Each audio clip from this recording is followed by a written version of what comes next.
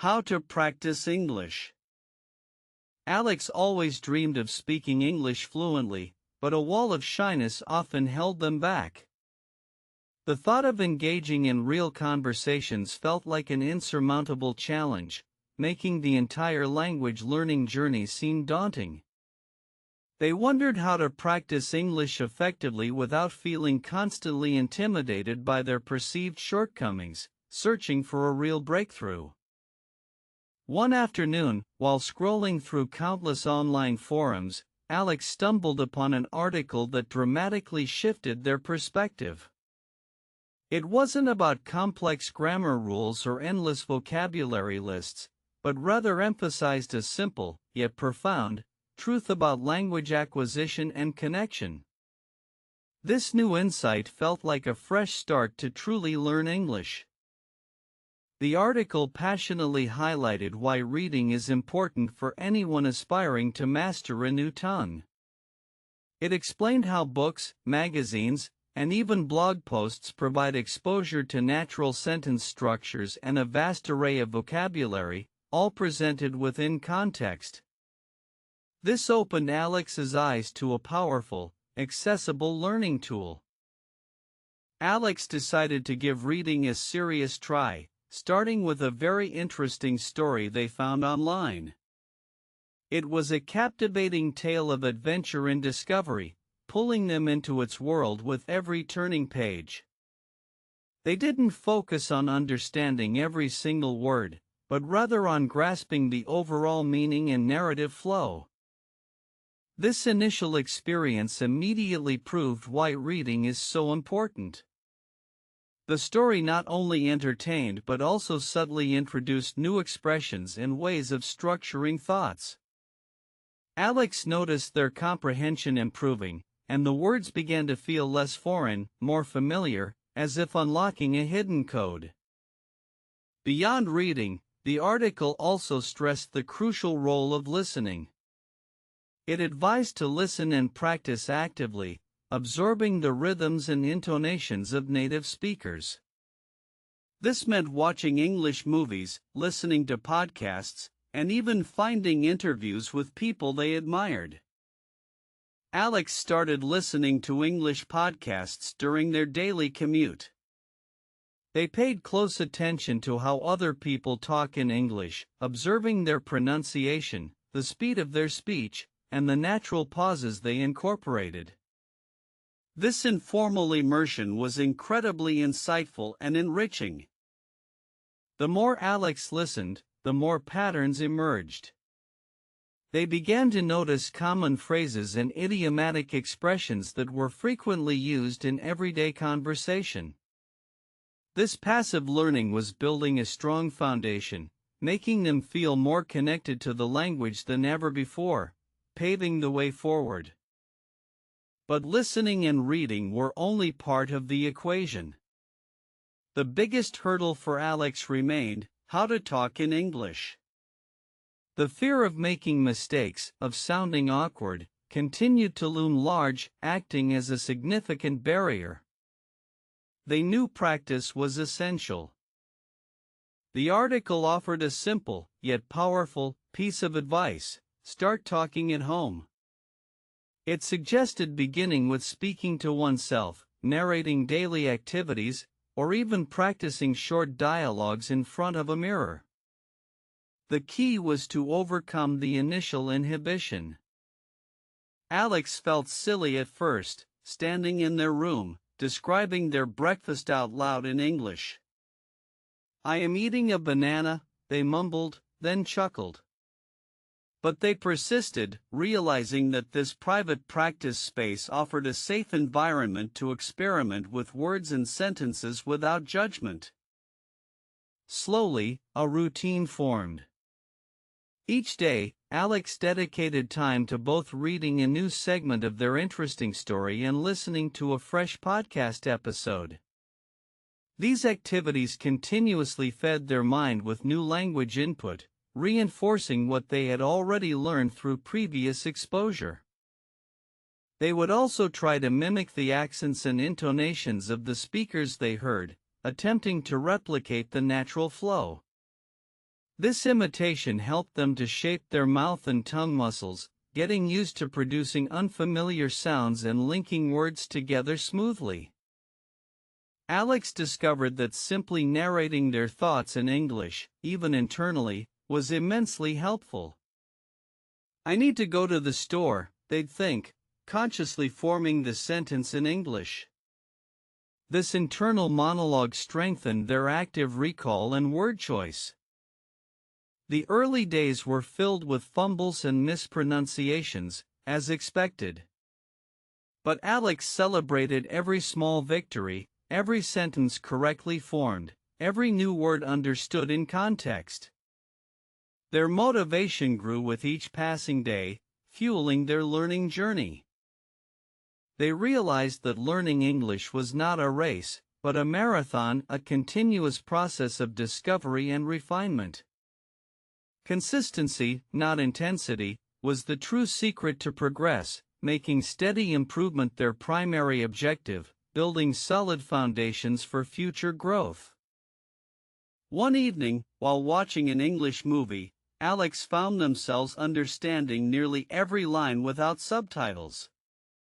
This was a monumental leap, a clear indication of how much their listening comprehension had improved through consistent effort and dedication.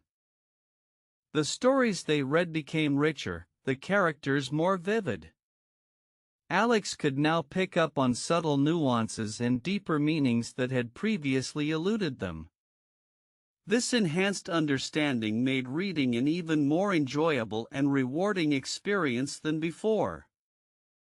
They also started reading aloud from their books, listening to their own voice producing the English words. This practice helped them identify areas where their pronunciation needed work, allowing for immediate self-correction and refined articulation skills. Gradually, Alex felt more comfortable speaking out loud, even if it was still mostly to themselves. The fear began to recede, replaced by a growing confidence in their ability to articulate thoughts in English, becoming increasingly self-assured and fluent. The process of how to learn English truly involved embracing multiple methods. It wasn't just about one magical technique, but a blend of immersion, active practice, and a positive mindset, which all contributed to a holistic learning experience. Alex started to look for opportunities to use English in their daily life, even small ones. Ordering coffee, asking for directions, or simply greeting a tourist, these brief interactions were invaluable for putting their skills into real-world practice. They understood that making mistakes was an unavoidable part of the learning process. Each error was not a failure but a stepping stone, providing valuable feedback for improvement, guiding them towards greater accuracy and fluency. The advice to listen and practice had been particularly transformative. By immersing themselves in authentic English conversations, they learned not just words, but also the cultural contexts and social nuances embedded within the language. Alex observed how other people talk in English in various settings, casual chats among friends, formal presentations, or service interactions. This observation helped them understand different registers and tones, enriching their communication skills significantly. They even started recording their own voice as they practiced speaking. Listening back to themselves helped them objectively identify areas for improvement, such as rhythm, intonation, and clarity, providing crucial insights for refinement and growth. This self-assessment became a powerful tool. Alex could pinpoint specific sounds or word combinations that were challenging, then dedicate extra practice to them, ensuring targeted and efficient progress in their speaking abilities. The initial recommendation to start talking at home proved to be the most practical step. It removed the immediate pressure of public performance, allowing Alex to build a solid foundation of speaking confidence in a private, supportive environment. Alex realized that simply narrating their day, even in fragmented sentences, significantly improved their fluency and spontaneity. It was a continuous exercise in thinking directly in English, bypassing the need for mental translation. The very interesting story they started with became a benchmark of their progress. Going back to reread early chapters, they were amazed at how easily they now comprehended every detail, a testament to their dedicated efforts. Reading fiction specifically enhanced their grasp of descriptive language and storytelling techniques. It expanded their vocabulary beyond academic terms, introducing colloquialisms and everyday expressions used by native speakers. Alex also began reading non-fiction articles related to their hobbies and interests. This made the learning process enjoyable and relevant, connecting English acquisition directly to their personal passions and intellectual curiosity. The principle of why reading is important was now crystal clear. It wasn't merely about vocabulary acquisition but about internalizing grammar rules naturally and developing an intuitive feel for the language's flow. Their daily listening practice moved from simply understanding words to discerning emotions and intentions behind the spoken phrases. This deeper level of comprehension made conversations far more meaningful and engaging for them. Alex learned to pay attention to fillers, pauses, and even silence in English conversations. These elements, often overlooked, are crucial for understanding the natural rhythm and pacing of real-life communication exchanges. The commitment to how to practice English became a lifestyle rather than a chore. It was integrated into their daily routine, making it sustainable and less overwhelming, ensuring consistent progress over the long term. They found online language exchange partners, leveraging the confidence built from talking at home. These low-pressure interactions were the next natural step, allowing them to apply their skills with real people in a supportive setting. During these conversations, Alex actively practiced listening to how other people talk in English, adapting their own speech to match the pace and style, becoming more flexible and responsive in dynamic exchanges. The transition from internal monologue to actual dialogue was gradual but profound. Each small conversation, each successful interaction, reinforced their belief that fluency was an achievable goal, within their grasp. Alex recognized that how to talk in English was less about perfection and more about communication. The goal was to convey meaning effectively, even with imperfections, rather than striving for flawless articulation immediately. The journey highlighted why reading is so important for building a robust vocabulary and understanding complex sentence structures, elements crucial for both spoken and written communication mastery. Every new book or article became a source of fresh inspiration and linguistic discovery. Alex looked forward to their reading time, knowing it would enrich their language skills in profound and enjoyable ways daily. The advice to listen and practice was continuously applied. Alex would re-listen to challenging audio segments, repeating phrases until they felt comfortable with the pronunciation and rhythm, ensuring thorough understanding. They understood that effective listening wasn't just about hearing words, but about actively processing and interpreting information, anticipating responses, and engaging deeply with the speaker's message.